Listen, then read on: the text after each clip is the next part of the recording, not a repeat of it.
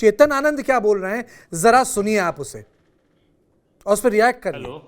जी नमस्कार।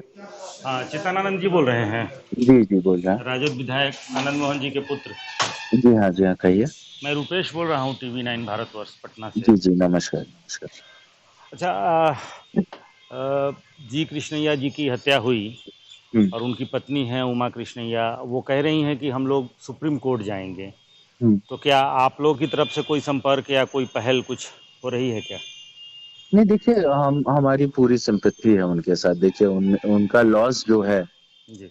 बहुत ही बड़ा लॉस है ना। जी। लेकिन हम उस केस में सभी लोग जान रहे हैं कि हम उस केस में मेरे पिताजी थे ही नहीं, जी। है ना। लेकिन कोर्ट का आदेश सर्वोपरि होता है।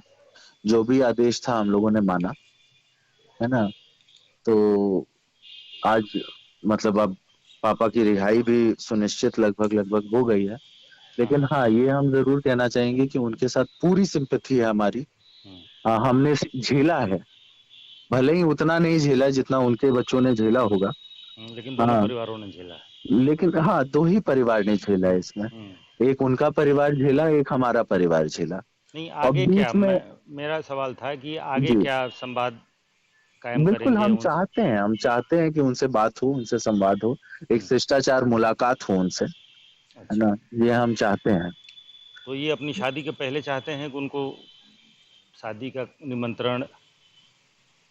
जी, जब नहीं, ये बात जो आपने कही है ये अच्छा सुझाव है ना, कि शादी का निमंत्रण उनको।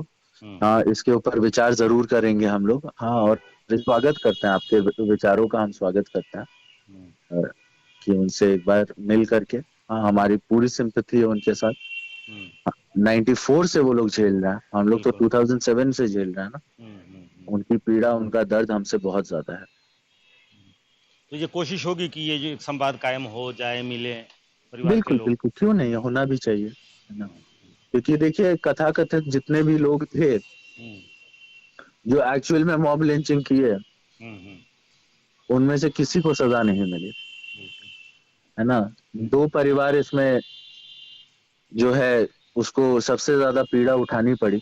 सबसे पहले उनका परिवार आता है, 94 से ही वो लोग झेल रहे हैं। और फिर हमारा परिवार आता है, लवली आनंद जी का परिवार आता है। मेरी माँ को भी मैंने बिल्कुल देखा है, कितना स्ट्रगल उन्होंने किया अकेले, ना, अकेले, बिना पिताजी जेल में थे। उन्होंने काफी स्ट्रगल किया, और अब मेरी शादी की जो है तैयारियां चल रही हैं घर पे। तो तो ये, हाँ। तो जी जी बोलिए। इसमें क्या, जब मिलेंगे तो जो सुप्रीम कोर्ट जाने की उनकी तैयारी है उस पर भी बातचीत होगी कि वो अब? नहीं नहीं, देखिए देखिए, हम इतना बताएंगे कि आ, हम इस सब के बारे में अभी बात नहीं करेंगे, है ना, कि कौन क्या करेगा क्या नहीं करेगा। हम्म। लेकिन एक इंसानियत के नाते, हम्म। एक इंसान होने के नाते, हाँ, हाँ। उस दर्द, उस पीड़ा को खुद से जीने के नाते, खुद हम झेले हैं उस दर्द को। लेकिन और फिर हम सोचते हैं कि इनका दर्द हमसे कितना ज्यादा है। हाँ, बस इसी नाते हम उनसे मिलना चाहते हैं। ब्रजेश, आपने सब सुना, डज दिस चेंज एनीथिंग? इससे कुछ बदलता है? नहीं, कुछ भी नहीं बदलता। ये तो महज लीपापोती है, क्योंकि जो हो रहा है, जो वास्तविकता है, वो दिखाई दे रहा है कि कैसे सारी पॉलिटिकल पार्टियां मिल के, मतलब सारी पॉलिटिकल मिल के तो नहीं, लेकिन हाँ, कैसे जदयू के नीतीश कुमार, जो अपने आप को सुशासन बाबू कहते हैं और अपने अपने आप को बहुत ही राइटुअस पॉलिटिशियन के तौर पर प्रोजेक्ट करते हैं, उन्होंने ये सारा चेंजेस, लॉ मैनुअल में चेंज, सारे चेंजेस को इफेक्ट में लाया, जिससे पूरी तरह से, और वही करता धरता है हेमराज राम जी की मैं मजबूरी समझ सकता हूँ, वो उनका काम ही है डिफेंड करना। लेकिन जिस तरह से उन्होंने पब्लिकली बोला वो साफ स्पष्ट है। अब आश्चर्य की बात यह है कि सारी पार्टियों में किसी के अंदर ये हिम्मत नहीं है कि उसको उस तरह से खुले शब्दों में कह सके, जो उस तरह से क्रिटिसाइज कर सके जो ये केस डिजर्व करता है। निश्चित तौर पे मैं संजय जी की एक बात से सहमत हूँ कि एक जनरेशनल शिफ्ट आगे बढ़ गई है। लेकिन मुझे लगता है कि जो लोग अभी भी जिनके हाथ में राजनीतिक डोर है, जिनके हाथ में सारा कमान है, उनकी सोच में एक 5 पैसे का बदलाव नहीं है। जो आप शुरू कहीं से भी कीजिए, एंड ये बिहार का दुर्भाग्य आप कहिएगा कि उसकी परिणति इसी एंड के तौर पे होती है। हेमराज जी, आप लगता है कि आप बाहुबली पॉलिटिशियंस को आपकी पार्टी नॉर्मलाइज कर रही है? मतलब बड़े लोग नॉर्मल तरीके से बात कर रहे हैं, ठीक है सज़ा उन्होंने अपनी काट ली, अब वो बाहर आ गए, कानूनन बाहर आए, कानूनी प्रक्रिया है, ठीक है, मैं मानता हूँ कि सज़ा मिलने के बाद एक सजा पूरी नहीं करती है। बिल्कुल। सजा आजीवन कारावास की 20 साल की होती है। बिल्कुल। और 20 साल, और अगर आप सरकारी कर्मचारी की हत्या करें तो उसको मोस्ट हीनस क्राइम में रखा जाता है, तो उसको 20 साल काटना ही पड़ता है। लेकिन चूंकि जेल के मैनुअल में संशोधन किया गया, उसके चलते इनको, इसके चलते और 26 लोगों को फायदा हुआ। मतलब 20 साल से 14 साल हो गई, तो 6 साल एकदम गायब हुए। लेकिन उसके बावजूद मैं एक दूसरा प्रश्न उठा रहा हूं कि जिस तरीके से पॉलिटिकली फैसिलिटेट हो रहे हैं, ये अपने आप में बहुत ही शर्मनाक है। हेमराज जी, देखिए, बिहार में कानून व्यवस्था की स्थिति को सुदृढ़ बनाए रखना सरकार की पहली प्राथमिकता है। और मतलब मद्देनजर घनघोर कैदियों को बाहर निकालने से कानून व्यवस्था ठीक होगी। इसीलिए बेटा में अभी हेमराज जी, कुछ हो ना हो, आपका सेंस ऑफ ह्यूमर बहुत अच्छा है। अभी बेटा में खनन माफिया ने सरकारी अधिकारियों को मारा, और उसके बाद आबकारी अधिकारियों को वो शराब माफिया ने मारा। और जब मैं तभी तो मजबूत है। तो फिर बीच में टोका टोकी करते हैं, तो फिर हमारे जैसे लोगों को बैठाते क्यों है बीच में? नहीं बोलिए आप। जब सब लोग अपनी तरफ से ही बात को अपनी तो इससे हेमराज जी आपको पता लगना चाहिए कितना रोष है इस फैसले को लेके। इस फैसले को लेके कितना रोष है, इस फैसले को लेके कितना रोष है हेमराज जी, कि एक आप बाहुबली को छोड़ देते हैं, उसकी की जो सजा 6 साल कम कर देते हैं। बिहार में कानून व्यवस्था की सुदृढ़ बनाने के लिए सरकार जो है एक कदम उठाती रही है। जेल से कैदियों को छोड़ेगी नहीं है, किसी को फंसाती नहीं है। तो हेमराज जी, जेल से कैदियों को छोड़ने से, हेमराज जी, कैदी छोड़ने से कानून व्यवस्था अच्छी रहेगी। और तो सिर्फ भाजपा वालों को पेट में दर्द है। मतलब ये तो बहुत ही बढ़िया चीज है। तेलंगाना, यूपी सबरे कैदियों को छोड़ देना चाहिए कानून व्यवस्था बहाल करने के लिए। राज्य की सारी पार्टियां आपस में एक दूसरे से मिल रही है। नहीं, राजनीतिक पार्टी एक दूसरे से मिल रही है। छोड़ा तो आपके मुख्यमंत्री ने। कितना बड़ा यूपी में घटना हुआ, उस पर किसकी आवाज नहीं आई? नहीं, छोड़ा तो आपके मुख्यमंत्री ने, आनंद मोहन को। अरे भाई, बाकी राजनीतिक पार्टियां जो भी करें, एग्जीक्यूटिव डिसीजन तो आपका है। अरे भाई, मुख्यमंत्री तो वो हैं, मुख्यमंत्री और कौन है? मुख्यमंत्री तो नीतीश जी हैं, बस स्टॉप से चीफ मिनिस्टर। अगर गिरिराज सिंह जी अपनी रोटियां सेक रहे हैं किनारे, तो उनको तो फ्री फंड की आग दे दी आपने। हाँ, और आप कह रहे हैं कि कैदियों को छोड़ने से कानून व्यवस्था अच्छी होती है। कमाल की बात है सर, टेलीविजन पे है। कमाल की बात है। मतलब कैदी छोड़ेंगे तो आपकी कानून व्यवस्था अच्छी हो जाएगी।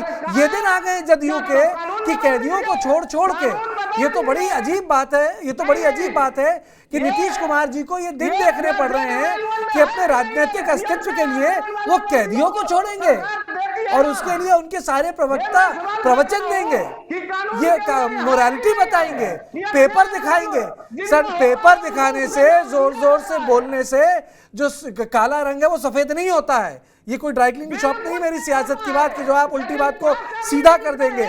आप लोगों ने एक बाहुबली कैदी को छोड़ा है, एक आपने कॉन्विक्टेड मर्डरर को छोड़ा है, उसकी सजा कम की है, और ये लोग सब जानते हैं।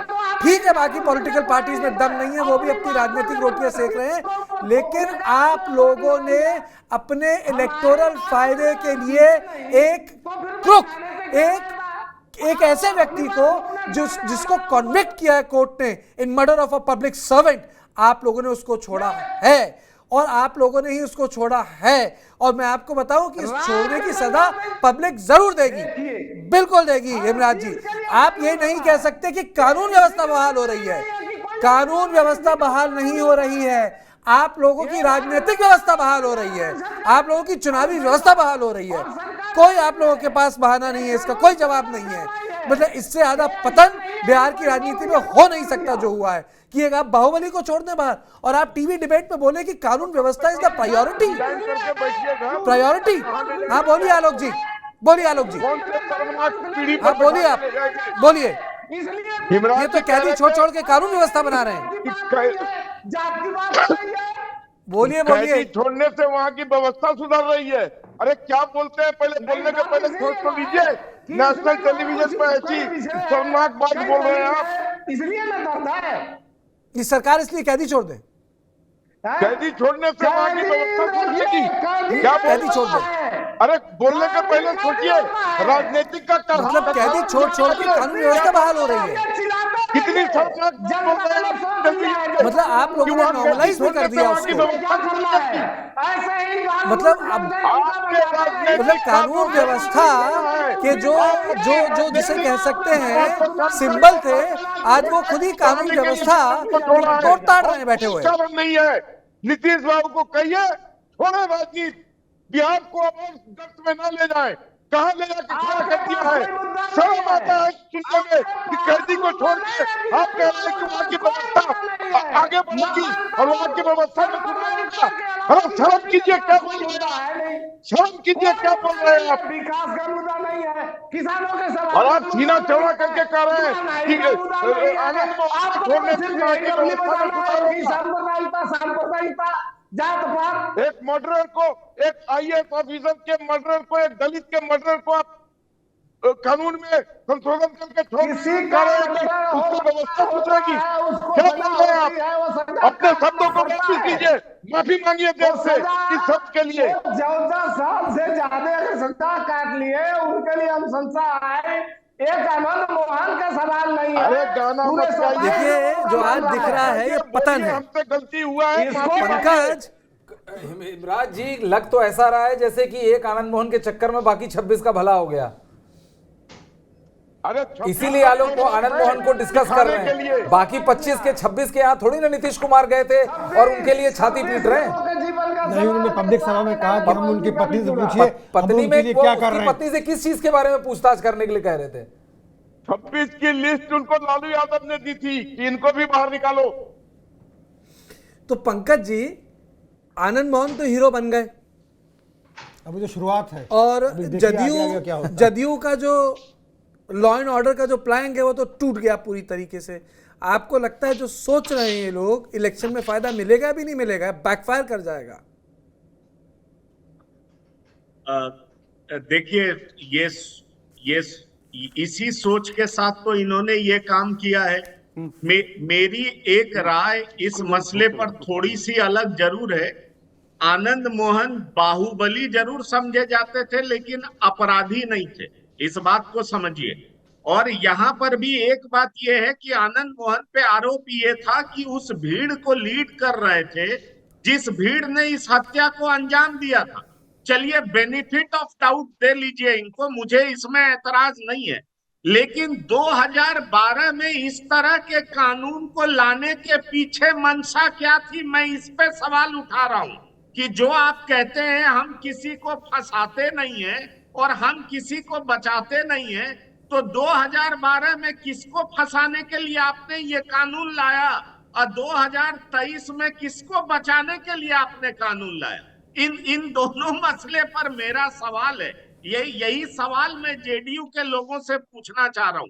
जहां तक आप सियासी बेनिफिट फायदे की बात कर रहे हैं, तो सियासी फायदा तमाम सियासी पार्टियां देख रही हैं। राजपूत बिरादरी का वोट 5 से 7% वोट है, इंपॉर्टेंट चंक है जिसके फेवर में स्विंग करेगा, खास तौर पर कोसी और मिथिलांचल में। देखिए, नीतीश कुमार की दूसरी समस्या भी है। रघुवंश प्रसाद सिंह आरजेडी में थे, गुजर गए। जगतानंद सिंह आरजेडी के अध्यक्ष हैं और उनके पुत्र सुधाकर सिंह नीतीश कुमार को सुबह शाम पानी और चाय पी के गाली देते हैं। तो अब सवाल ये उठता है कि राजपूत बिरादरी में नीतीश कुमार एक्सेप्टेंस कैसे पा सके, उसके लिए वो कुछ तो करेंगे। और उस कवायद में उन्होंने ये काम किया है और जिसके आड़ में 26 और दुर्दांत अपराधी छोड़ दिए गए हैं। सवाल ये उठता है कि मैं फिर कह रहा हूं कि ये बात ठीक है, भीड़ का हिस्सा थे और उनके पुत्र जिस तरह की बात कर रहे हैं, बहुत सारे ऐसे लोग हैं जो मानते हैं कि आनंद मोहन अपराधी नहीं रहे, बाहुबली रहे हैं, अपराधियों का जवाब देना जानते हैं। लेकिन सवाल ये उठता है कि 2012 में ऐसा क्या हुआ था जो आपको ये कानून बनाने की जरूरत पड़ी, और जवाब दीजिए। 2023 में ऐसा क्या हो गया जो आपको इस कानून जी। का प्रावधान हटाना पड़ा? ये जी। बेहद इंपॉर्टेंट है। हिमराज जी। इसका जवाब सरकार से चाहिए।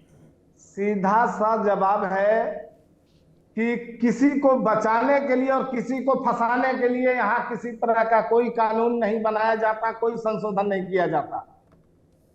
जो संविधान सम्मत बातें हैं उसके तहत जो संस्थाएं हैं, उस संस्थाओं के अनुशंसा के आलोक में सरकार ने निर्णय लिया है। ये निर्णय किसी को फंसाने और किसी के बचाने की बात नहीं है। इस निर्णय से अब इसको जिस एंगल से जो अपना देख रहे हैं, जो चश्मा लगा के, उस तरह से उनको दिखाई पड़ता है। अब मैं कहना चाहता हूं बार बार, चूंकि सब लोग अपनी अपनी बातों को रखा, हमने भी अपनी बातों को हमें रखने का मौका मिला, तो मैं साफ कहना चाहता हूं कि इसमें एक आनंद मोहन जी नहीं है, इसमें और 26 लोग हैं। 26 लोग और एक आनंद मोहन जी, 27 लोगों का मामला है। तो फिर इसको एक जात से क्यों जोड़ा जा रहा है? ये दुखद बात है। जात की बात नहीं है, ये आवश्यकता अनुसार संस्थाओं के यानी दंडादेश परिहार परिषद के अनुशंसा के आलोक में सरकार ने निर्णय लिया। तो इसमें जात की सवाल नहीं है, इसमें किसी धर्म का सवाल नहीं है।